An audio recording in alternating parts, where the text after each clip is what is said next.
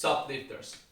I want to talk about the topic of which I basically already talked about in another video, which was basically shorter, which the other video was part of the Train Everyday playlist, and it was called You Can't Wait for Stars to Align.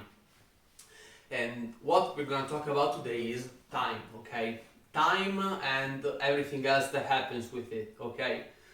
So, a lot of people make excuses for training. They say that they don't have time. They say that the season is not the right one, that they are too busy, that there is this and that, okay? I have a problem with these people. I don't have a problem with people who actually say, I don't care about training and I don't care about my health, therefore. However, they won't usually admit that they don't care about their health, because if they did, they would be training. And I don't really mean bodybuilding, okay? I mean everything else in general. I mean doing a sport, okay?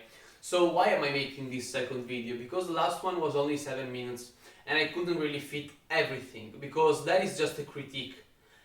Today I'm gonna try to offer you some solutions, okay? When you're short on time, and in general I already did a video on the topic of when you're short on time, but this will complement that other video. Then the other video is gonna be linked in the description, which is basically called Black, Gray and White Training Sessions. And what do I mean by that? Go check that video out, it's actually very thoughtful and it can give you a lot of useful tips. So, what do I mean with you can't wait for the stars to align? It means that I cannot wait for have no worry in life, have a stable job, there must be a good season in which the weather is warm but it's not too warm, I need to have a lot of free time, I need to have, I don't know, I have no idea what else I can say. I need to have nothing that aches and everything else needs to be perfect, okay? You can't wait to have everything, okay? In my opinion, the only thing that you need is your own body. As long as your body is there, you can train. Yeah, but I actually broke my ankle. Amazing, you can still train literally all of your upper body. Oh, but I sprained my wrist. Okay, let's squat. But how can I hold the bar? There is the SSB bar, okay? You can always find a way. Even leg extensions, you can do leg extensions. Although I agree that it's way harder to actually train if you hurt your wrist. That is one of the worst things. But you can still find ways around it. But this is a little bit like more serious. Let's start from the weaker excuses, which is stuff like, yeah, but in winter, you know, it's pretty cold. This is my home gym, okay? And just so you know, I'm talking about Celsius degrees. I don't know about Fahrenheit. I'm sorry. I'm gonna probably, you know, put something like there's gonna be a text on screen which is gonna say how much degree I'm actually talking about. But here in winter there is 0 to 5 degrees, and in summer there is 30 to 35. I firmly believe that in some hours it's even worse than 35 degrees, and yet I still train here every single day. I survived the summer. I now have to basically fight the winter, and then I can actually say that I will have done it, but I am sure in my mind that I'm gonna do it. So that is a stupid excuse, because then what else is left? You can basically just train during spring and during autumn, although those seasons are like shortening more and more, since like 1 week ago or maybe 2 weeks ago there were like 20 degrees, now we're talking about 10. I mean, it's crazy. It's gotten extremely cold extremely fast, so you can't train because the seasons are basically shortening. That is just dumb. Let's just drop it. You shouldn't even start to begin with if you think that you can only train in certain seasons. So the other usual excuse is I don't really have time, but actually that is much better. But we need to basically discern the choose, in the sense that I don't have time can mean two things. Number one, I literally do not have time, okay? I am traveling, I have work to do, I have, I don't know, maybe even like spending time with your family, because that is extremely important, don't get me wrong. And that actually takes a lot of time, okay? Let's add sleep, which you should never neglect sleep, it's extremely important. And you literally do not have any time. And we're gonna talk about that later. However, a lot of people say, I don't have time, and what do they mean is that I have other priorities. And I also do, you know. For instance, to find time to train, I pretty much almost completely stopped playing video games. I only play them when I already done all of my exams, and all I have left to do in life is literally have a social life and train. And everything else, I have free time. So, and I can sleep and everything else, but I have free time to actually play video games. But in all of the time where I do have lessons, where I need to study, where I need to train, I drop video games. Sorry, sorry, no video games. Let's also add in that I now record other videos, there is even less time, but I'm okay with that. So, get your priorities straight. If for you playing video games is more important than basically lifting weights, I would suggest you to actually go watch Why Lifting is the Ultimate RPG Game. Trust me, it's an extremely fun game. You're gonna have fun watching it, actually playing it, quote unquote. So yeah, if you have other priorities, that is fine, but be honest with yourself. Be honest, okay? Say it to you. Say to you that you prefer playing video games rather than taking care of your own health. Say to you that you would rather watch another Netflix series instead of training. However, guess what? If you fall into this category, you can at the very least do something like this, okay? Let's say that you watch an hour and a half of Netflix a day. Let's do something like this. You are gonna train for like an hour, okay? And the last 15 minutes you can hop on a treadmill, put on Netflix and start watching there, okay? And the better that you're gonna get at walking on that machine, on the treadmill, the more time you can spend watching Netflix. You can actually do both together. I have a friend of mine who actually, I feel like she spends like, I'm not sure if I remember correctly, I think that she spends like 45 minutes a day on the treadmill and she watches Netflix episodes, and that's amazing because you're doing two things that you, perhaps one that you love and one that you slightly dislike. However, if you put them together, it's amazing because you're doing something healthy for you while still getting entertained, and you're basically doubling your time because you are multitasking. However, both of those stuff don't really require an extremely high level of attention. Of course, I'm not telling you that you want to squat while watching something on Netflix. I mean, don't get me wrong. Then what else do we have? We have people who have other priorities, such as social life. And that is understandable, but understand that your friends can wait, okay? In the sense that I did and I do actually sacrifice a lot of my social life. I personally don't travel because I want to dedicate myself to other stuff. Right now, in this moment of my life, I don't see any value in traveling, in going to another city to find a friend of mine who actually lives here but is there for uni, so he's usually gonna come back here for like, I don't know, Christmas, and anyway, he usually does come back, so I can just wait. For me, there is no value in going there to him.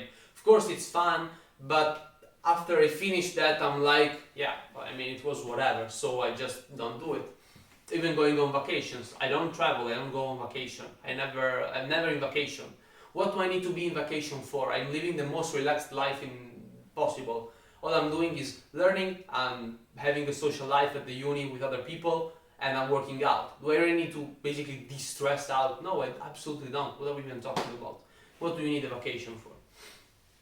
Also, it doesn't really help that I don't enjoy them. But I'm not saying that you should do this. What I'm saying, however, is that you can sacrifice a part of it. There are people who are actually social butterflies, okay? So why don't you do something amazing? And you call all of your fellas and you say, from tomorrow we're gonna go to the gym 2 times a week. 2 times a week, okay? That is the bare minimum. You train legs and you train upper body. Bare minimum. But number one, the cool thing is again that you're overlapping the time, okay? Because you're spending time with the people that you love and you're also hitting the gym. And trust me, it's extremely fun to train with somebody, although it needs to be on your own level. So it's really nice if everybody starts when nobody knows anything. Because if all of you actually get passionate about this, number one, you're gonna learn a lot of stuff in a very short amount of time, okay? You're gonna learn a lot, you're gonna be better, you're gonna be fitter, you're gonna be happier. This is gonna be amazing because again, also let me remind you that the gym in general is a social place. I have a home gym because I like spending time alone, but other people actually enjoy going to the gym and have a chat with people there, and it is fine. I mean, I would rather have you go there and train half fast and talk to people than rather have you not going there at all. You can't expect to have amazing results, but that is still gonna be better, okay? Then what else do we have? We have the I need to sleep, and I agree. I absolutely agree. However, I personally wouldn't really sacrifice hours of sleep in favor of going to the gym. What I would do, however, is always trim on the other stuff and maybe slightly trim on your sleep. I'm gonna give you an example. I personally love sleeping 9 hours. When I sleep 9 hours, I am at top notch, okay? That is perfect for me. But if I had a moment in my life in which I don't have any time and I'm still sleeping 9 hours, I would consider maybe just cutting an hour to just get in the gym and hit some squats, deadlifts, bench, the big movements, okay? The overhead press, the pull up, the chin up, all of this stuff, okay? Because in an hour you can actually do a lot, trust me. So in that way I would be sacrificing 1 hour of sleep in exchange of 1 hour of gym, and that is a good trade, okay? Sorry. What it actually wouldn't really be okay is if you were sleeping 6 hours because you are that busy and you're gonna be sacrificing another one for the gym. In that case, don't go to the gym, okay? But please don't tell me that you're actually playing video game in all of these other hours, okay? Because that is wasting time, okay? Don't tell that you don't have time, you rather play video games and stay on your ass rather than taking care of your own health. Be honest with yourself. So, how do we actually optimize the time in the gym in order to make it quicker and less painful, if you will? Trust me, you're gonna love it. Slowly, but eventually you're gonna love it. What do we do? Number one, we use compound movements, okay? Compound movements are amazing.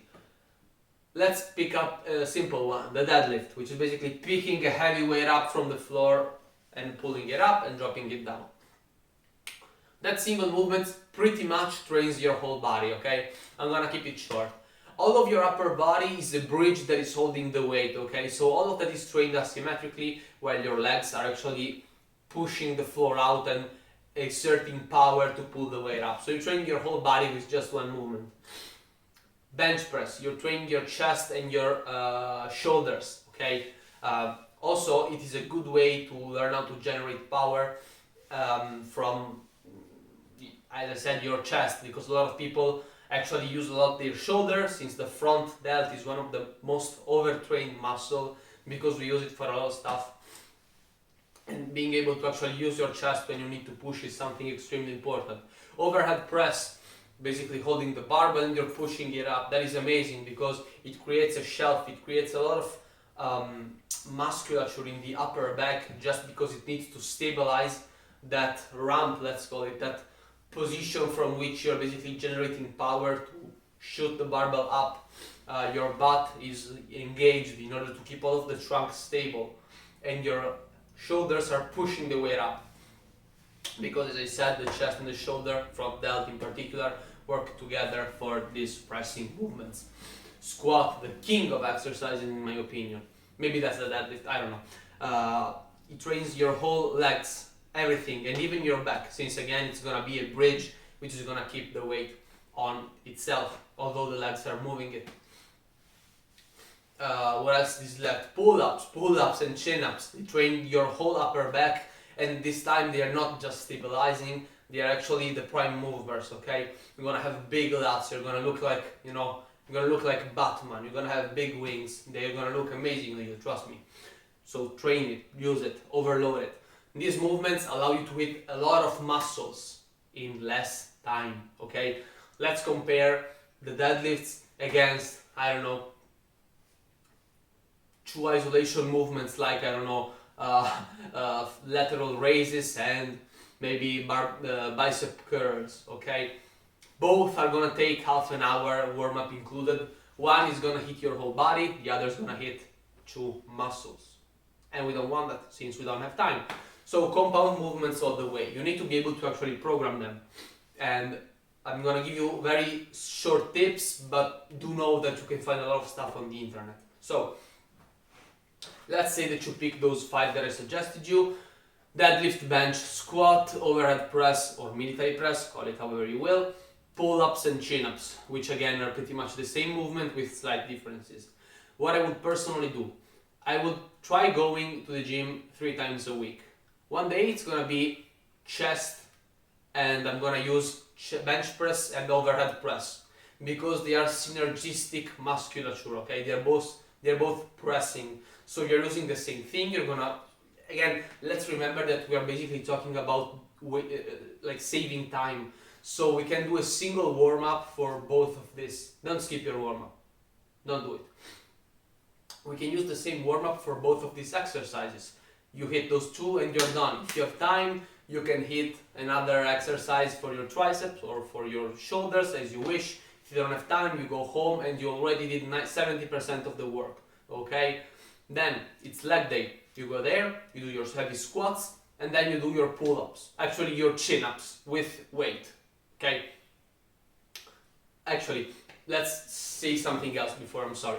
The pull-up basically has a wider grip and you hold the hands in a pronated position. The chin-up has a closer grip and you hold your hands in a supinated position. Some people are stronger in one or the other. I personally am stronger in the chin-up. What I want you to do is to squat, okay, on a day, and after that choose the pull-up or chin-up, choose the one in which you are stronger and start overloading it, okay? So I am stronger on the chin-up. I would go to the gym, I would do my heavy squats, and I would then do my heavy chin-ups. Now, you can say that these 2 muscles aren't synergistic, and I do agree with you.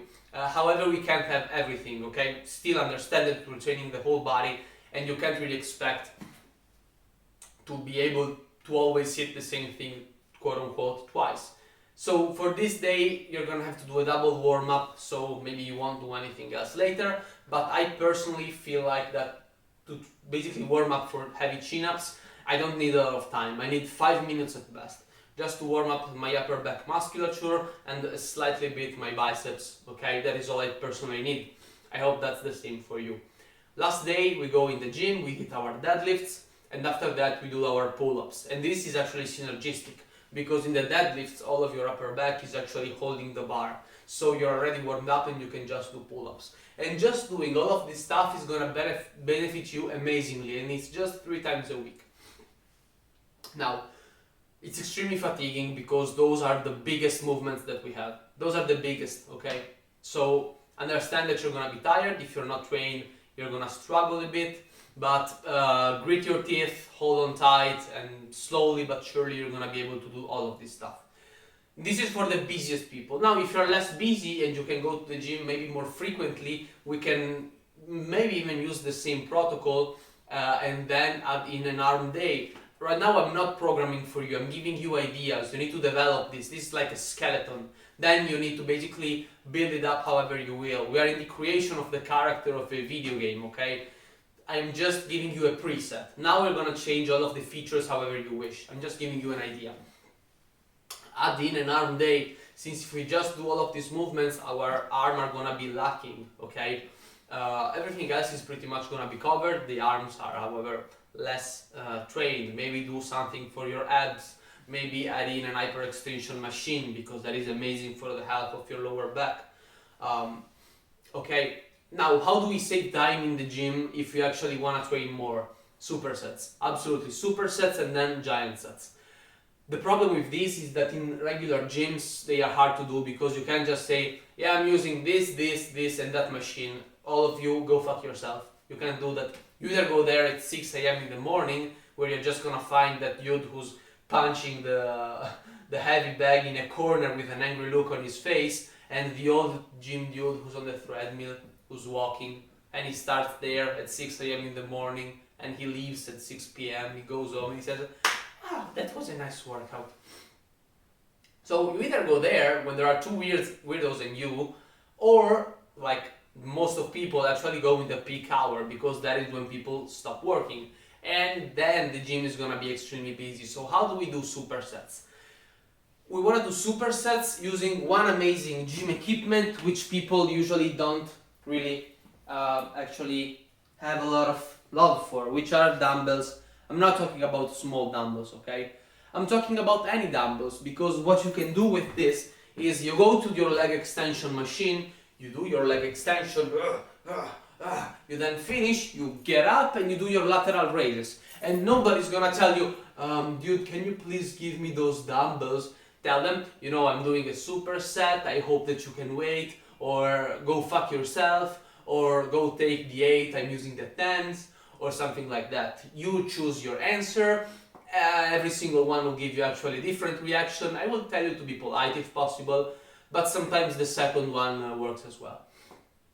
So use dumbbells in conjunction with a machine, because that way you are really using a pair of dumbbells, because you can just say, oh yeah, you know, I am using the machine, I'm just keeping these to, you know, do a quick superset. And I don't really think that anybody's gonna come there and be reclaiming those pink dumbbells that you're using, okay?